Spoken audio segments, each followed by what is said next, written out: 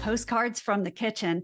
And today we're interviewing Ed Arnett. He is CEO of the Wildlife Society. And we're going to talk about all things hunting and conservation and food, of course. So, Ed, welcome to the show. Hey, Lane, it's great to see you again. Hope you're doing well today.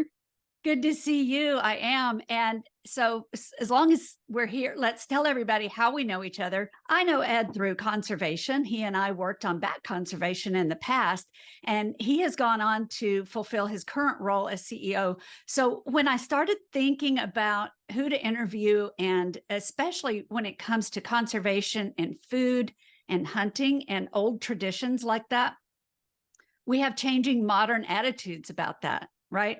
And so I thought that might be one interesting place to just dive in and say, talk to me about what's going on. What are the current attitudes on conservation and hunting? What resistance are you seeing out there? And what do you say to people? Well, it's a lot to cover and a lot to unpack in all of that. But I think the bottom line is, hunting has been with humans since the beginning of humans. No matter whether you're a creationist or an evolutionist, humans have been pursuing animals for food for since the beginning of time, and they celebrate that as well. And we'll get into some of that later, I suspect. You've been to my annual Beast Feast party. We celebrate the harvest and we celebrate food. And that varies depending on culture, of course.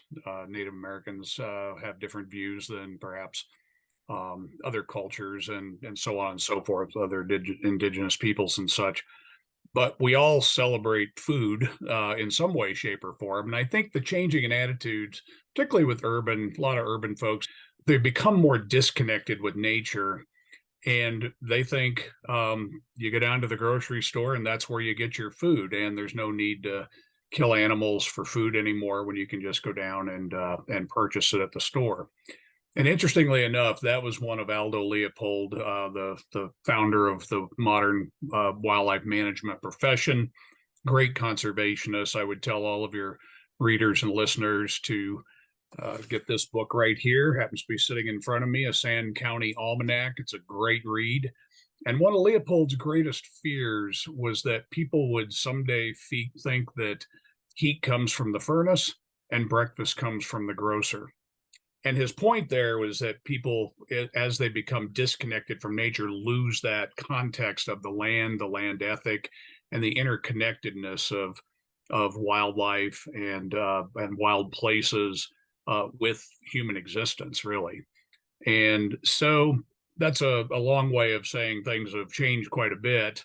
But, more recently, what I've noticed is fewer people are hunting statistically, but there's still 14 plus million Americans that do. And then we're talking very specific to America, or still go out and purchase a hunting license and go hunt.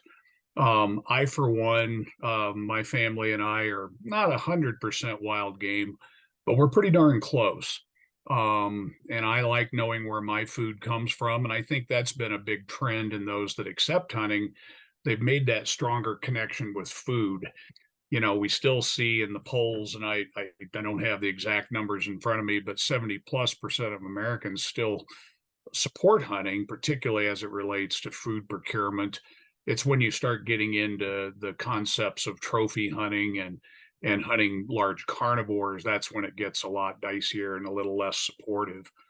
But I think by and large, we're still seeing that people do support hunting. It's as organic as it gets.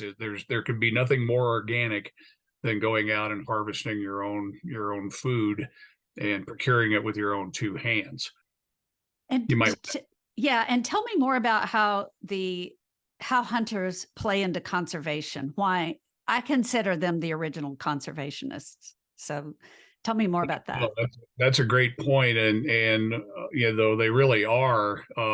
Some would argue historically that it was hunters that started the decimation, and they did, of a lot of game species through open market hunting and no game laws or anything, but sportsmen, and at least then sportsmen, but now sportsmen and women self-regulate through our system of laws. They were self-imposed back in the day, where the sporting groups realized that the first organizations that started forming, Boone and Crockett Club and some local rod and gun clubs, self-imposed their own regulations, realizing they were having a serious impact on the resource. And then as those laws started coming into play, the Lacey Act, which outlawed market hunting, and then other types of laws that were put into place at the state level to impose seasons and bag limits, and all those kinds of things. Then they started becoming the conservationists and then paying for it. The Pittman-Robertson Act, which is an 11% excise tax on firearms and ammunition, goes directly into conservation. It's an earmarked fund that pays directly into the states for conservation. The Duck Stamp Act back in the 30s that was instituted, almost all of that money goes into the purchase of wetlands or restoration of wetlands in some way, shape, or form, and then sale of licenses. So those accumulate to lots of dollars. And more we see dollars from the non-hunting public going into conservation. I mean, we all pay taxes, and Congress appropriates money into the land management agencies and the refuge system and some of those kinds of endeavors where those monies are allocated to.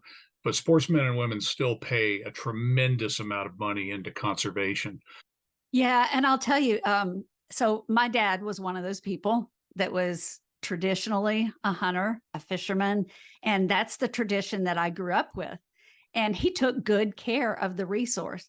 But what I remember most is going out with him. We were primarily hunting quail if we went hunting for birds. He didn't do a lot of like deer hunting or anything like that, but he went bird hunting a lot, and he would take us with him. So we got to spend time with our dad outside. We learned about working with the dogs, and we learned about hunting and what it took to come home and clean all those birds and Right. have cats sitting nearby waiting for a little snack.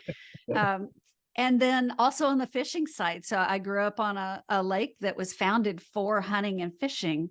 And we had trot lines. And again, we were getting up at the crack of dawn before we went to school and going out and running trot lines for catfish. And so we did get a lot of our food from that. So it's the experience of spending that time with my dad, I think, that makes that special in many, many ways. It was the experience of being outdoors and learning how things work. And it was the experience of coming back to the kitchen and having these special meals together. So I think that's why I was fascinated with your Beast Feast too, because it's a celebration, and it's a time when you bring people together around food. And share. And yes, and you have created a moment together that you wouldn't have had otherwise. And we had that as a family. So tell us more about Beast Feast. Well, and if I may, just to back up very quickly, because you hit on something really important, is that tradition, that family connection, and those experiences.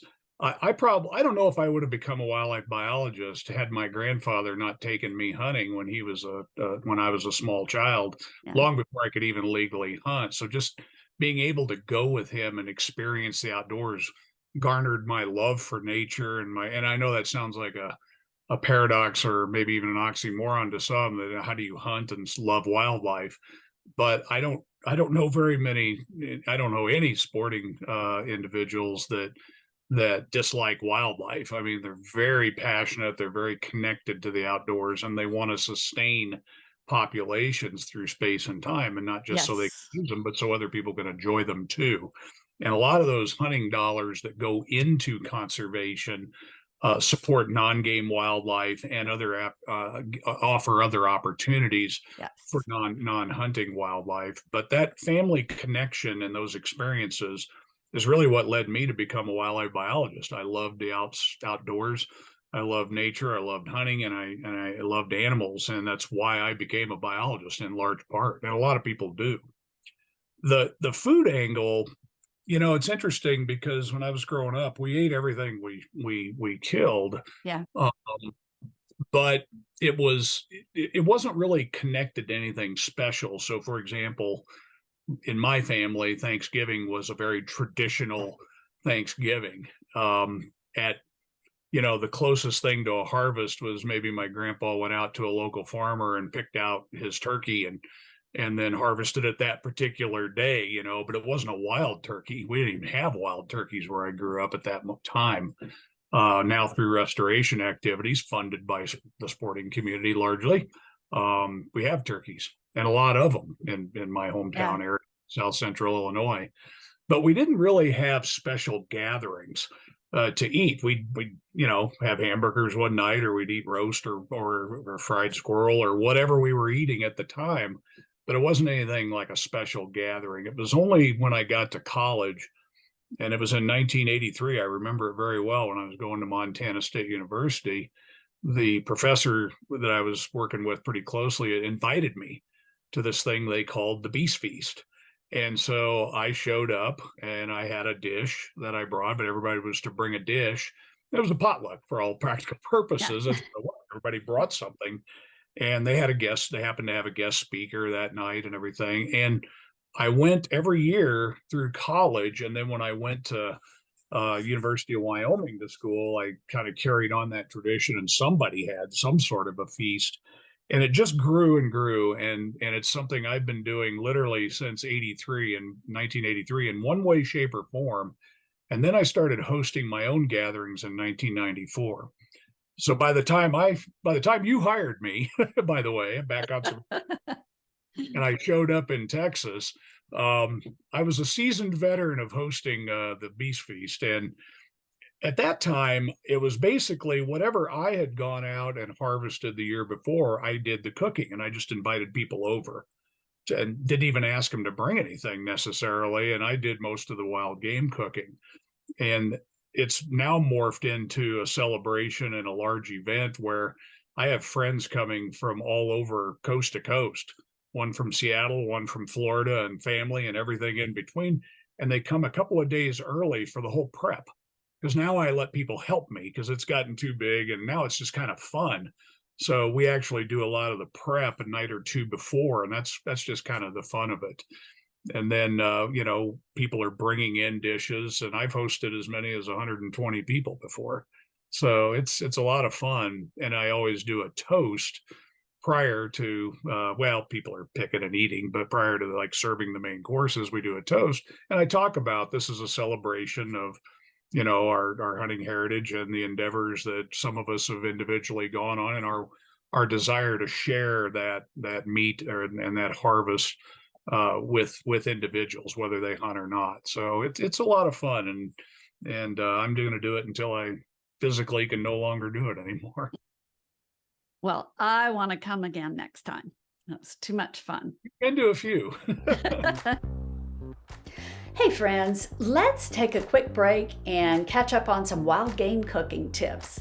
Ed and I got a little carried away when we were catching up on conservation, and so we had to trade emails so I could get his best tips on cooking wild game. The biggest mistake people make when cooking wild game is overcooking the meat. And as Ed put it, wild game meat is always 30 seconds away from becoming shoe leather. What you don't want is that gamey taste, livery kind of taste that most people hate. So Ed is suggesting that we shoot for medium rare, at least for the red wild game meat.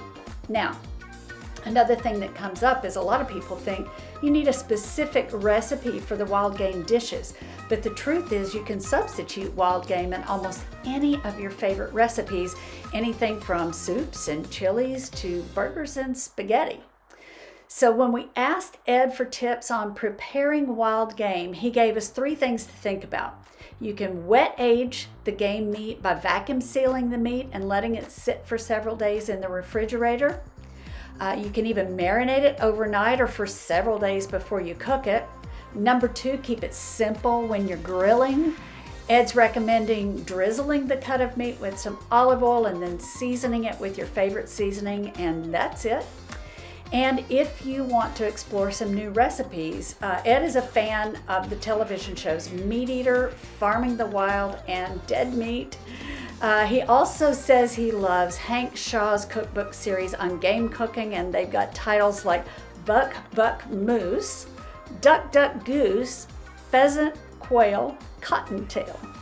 So I'll have links to all of those on our blog at thecookbookcreative.com. Now, back to the show. Tell me about your show. Yeah, so in 2015, I was working a lot in the policy realm. I was working with a group based in DC, federal policy nonprofit, and I was their chief scientist, and I was liaising science into the policy space. And a lot of policy is education, and with that comes production of short videos or TV shows in this case. And I got invited to kind of be the sportsman's voice for sage grouse on a production with a show called This American Land. It's a public television series. We're in our 11th season now, looking to film season 12, but this was season 5, and I got invited to be a participant. And afterwards, I was talking with the executive producer about a week later, giving him some ideas on some people to talk to and some things to highlight. And he shifted gears and said, well, how would you like to host the show? And without even hesitating, I said, you're kidding me, with my face for radio? And he laughed, and his point was he wanted somebody right on the front lines, in the forefront, conservation, and knew the actors, knew the issues and such. I have 4 degrees in wildlife and natural resources in some way, shape, or form. And so who's going to turn that down, right? So I accepted the offer, and I've been hosting it ever since, and I love it. It's great. And I'll tell you what it does, Elaine. It takes a nerdy scientist like me and turns you into as windy as I am now. And I can spin a yarn and have the gift of gab. It trains you to be concise and to the point and make it relevant to people. So I always say you have to be able to take complex ecological problems like climate change or feral horse and burrow issues in Nevada, for example, and their issues in terms of impacting the desert environment there. You have to be able to make that relevant to a family in Chicago or a single mom in Detroit or whatever. You have to make it really relevant to people and why they should care. Not only to watch the show, but to walk away understanding conservation just a little bit better. So it's been great. And, unfortunately we lost our producer recently. And we're now operating on, how to get season 12 produced, but it's been a great show, and I'd encourage anyone to look up our YouTube channel. It's called This American Land. This American Land on YouTube. Yep. I like that. And I like it so much because, I've spent a lot of time writing, and I've worked with a lot of biologists just like you. And the goal has always been to take something that is fairly complex and tell the story in terms that anybody can understand and appreciate. So anybody who's doing that, I liked seeing what you were doing. Yeah, no, it's been a real honor, to be honest with you. It's one of the pleasures of my own entire career, and I never saw it coming. I'll tell you that. When students or young professionals ask me something about the profession, I tell them be flexible and watch for those opportunities that are just right in front of you and land in your lap, and don't ignore them and take advantage of them. And it's been a real pleasure. But the thing I like the most about it is we do highlight not just the issues, but the people. And, coming back to, we always try to, in communicating with folks, we try to let them know how they can make a difference with their voice, with their participation, volunteering, whatever that looks like. But we try to highlight people in our stories. So you see those on the front lines of conservation. And sometimes they're not even professionally trained natural resource professionals. They just love animals, or they're just passionate about the wildlife and the land. Yeah. And their heritage. Exactly. Yeah. So talk to me about the geeky side. You are the biologist. That was the scientist brain that we started with. That's the guy I met, was the scientist brain. And you've gone through a lot of phases in your career since then, but kind of what got you from where you were to where you are now? And tell me more about what you're doing in your role now. Sure. I think I would hazard to guess 90+% of all wildlife biologists, people that, start in the field. Not it doesn't a lot of people are computer specialists, GIS specialists that, get into the profession and they contribute to the wildlife profession. But I'm talking the people that go out and catch bats, for example, or put radio collars on mule deer or songbirds. They ban songbirds or whatever it is they do. Most will tell you they just want to work in the field Mm. early on in their career.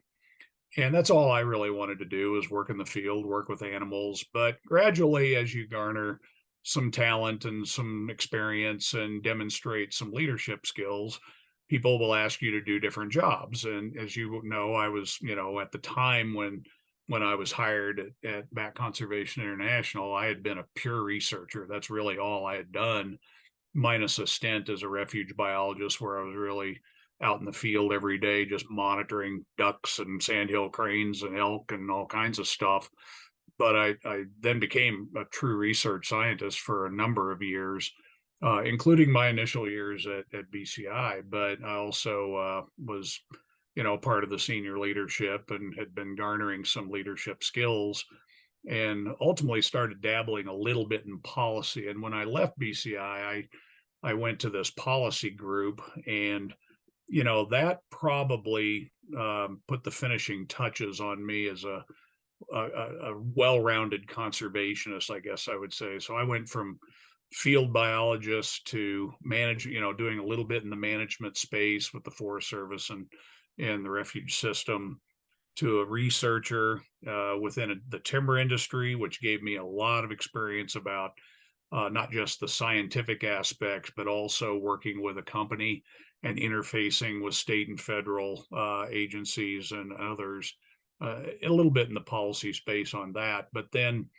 when I went back and did my PhD, that really immersed me a lot more in the academic space than I had before. Getting a doctorate degree is just a little bit different.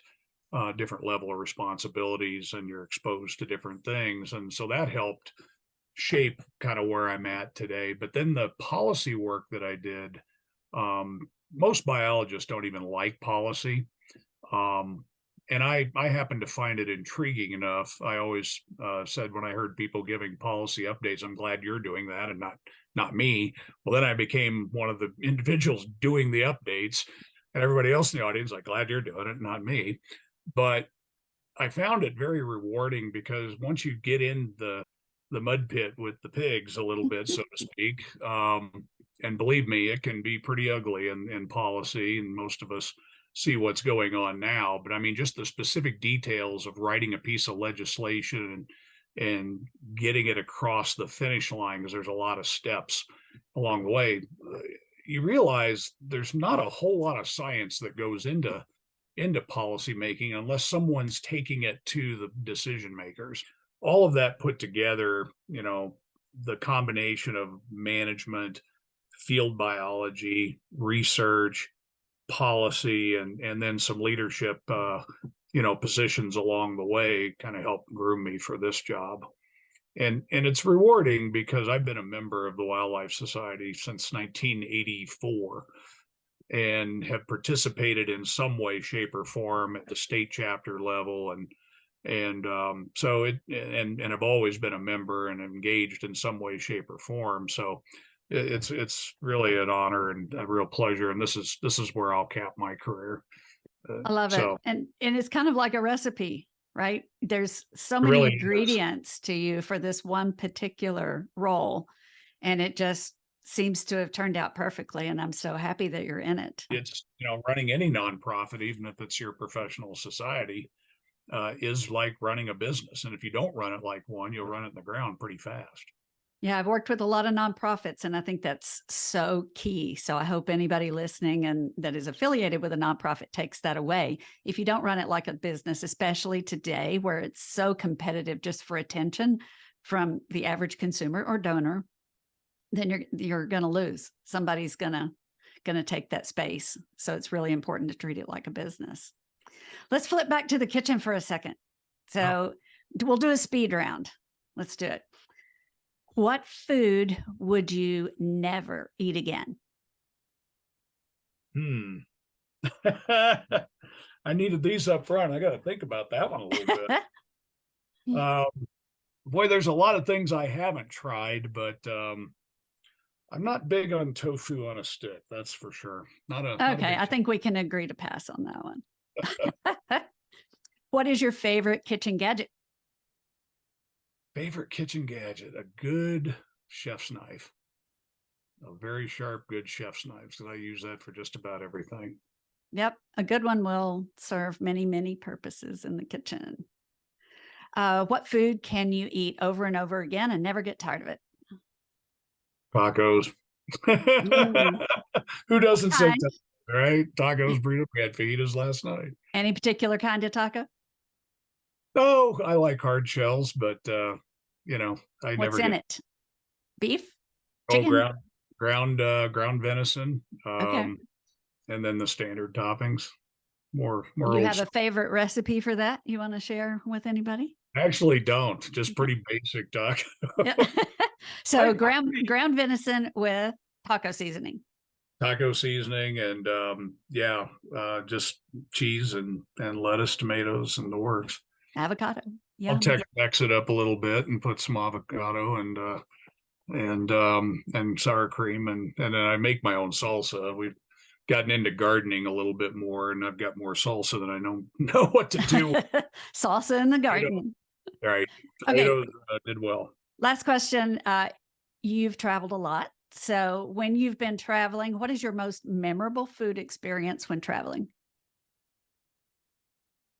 That's an interesting one. I got to tell you, in South Africa, when I was doing the wind energy and bat work at BCI, the World Bank flew me to South Africa and to be in a part of a conference. And then I went on to do my own thing. And my wife and I went to a camp in Botswana called the Mashadu Camp.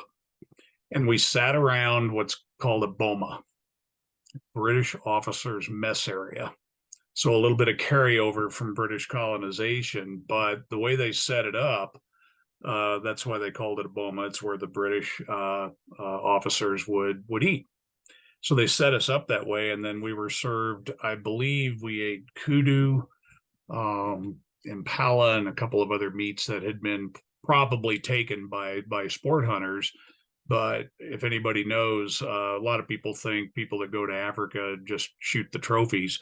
Well, that's a little law called established, not called, but it's in the FDA. You can't bring meat from Africa or any other country into the United States. So that's why you see the trophy heads coming back, because that's really, and the hides, because that's all you can bring Mm. back. And well, believe me, the meat gets consumed, every last bit of it. And we happen to be eating on some of the game animals that had been shot at a neighboring camp, I believe. But that was a unique experience. So tell everybody how to join the Wildlife Society. So you can check us out at wildlife.org. Very simple website. And anyone can join. We are an open society. We are the Professional Society of Wildlife Biologists. The one thing that separates us from just anyone joining and helping support the cause of training the next generation of wildlife professionals, which is what we do. Our mission is to inspire, empower, and enable wildlife professionals to do their jobs, which is sustain populations and habitats. And so anyone can join or donate. To go to wildlife.org, check us out. Lots of information there. You can learn about what we do. We've been around since 1937. Aldo Leopold, who I mentioned earlier, was one of our founding members and our third president. So long history, engagement in the wildlife profession. You can go there and you can join or you can donate. And especially if you're a wildlife biologist, you should be a member of the Wildlife Society. We will spread the word. Thank you so much for being here with me. It was good to catch up a little bit. I will tell people how to find you and join. So thanks again for being here. And I look forward to talking to you again soon. Great. Thanks, Elaine.